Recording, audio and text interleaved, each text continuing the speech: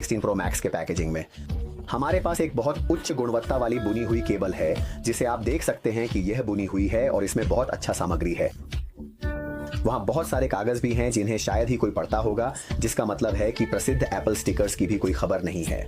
2019 में जब एप्पल की रंगीन आईमैक्स पेश की गई, उनके पैकेजिंग में आईमैक्स के समान रंग की स्टिकर्स थीं और कई लोग उम्मीद कर रहे थे कि यह प्रवृत्ति आईफोन्स के लिए भी दोहराई जाएगी। लेकिन ऐसा लगता है कि पर्यावरण समर्थकों का दबाव अधिक रहा है और हमें इस उत्पाद की अनोखी विशेषता से विदा लेना होगा। इन बटनों को बढ़ाने के लिए उन्हें फोन के दाहिने किनारे पर पाया जा सकता है। आगे चलकर हम वीडियो में कैमरा नियंत्रण की क्षमताओं के बारे में विस्तार से बात करेंगे, लेकिन फिलहाल जान लें कि यहाँ हमारे पास एक भौतिक बटन है जिसमें एक स्पर्श संवेदनशील कांच की सतह है, जिसके नीचे प्रतिक्रिया या हैप्टिक मोटर्स हैं। इस बटन को दबाने पर जो अनुभव होता है वह लगभग वैसा ही है जैसा कि मैकबुक के ट्रैक पैड का उपयोग करते समय होता है।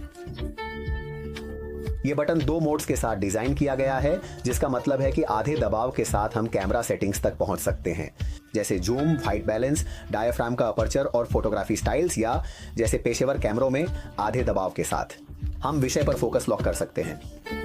इस बटन को पूरी तरह से दबाने पर यह कैमरा के शटर बटन की तरह भी काम करता है।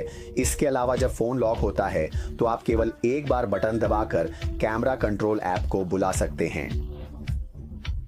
इस बटन के बारे में एक दिलचस्प बात यह है कि जब आप इसका उपयोग कर रहे होते हैं तो कैमरा की बाकी सेटिंग्स स्क्रीन से गायब हो जाती हैं और ऐसा लगता है कि एप्पल उपयोगकर्ताओं को इसे अधिक उपयोग करने के लिए प्रोत्साहित करना चाहता है।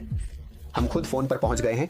आईफोन के विपरीत मॉडल 16 और 16 प्लस सबसे अधिक उपयोग किए गए हैं, जिनके आयाम नहीं बदले हैं। ये दिखाते हैं कि दोनों मॉडल 16 प्रो और 16 प्रो मैक्स बड़े हो गए हैं।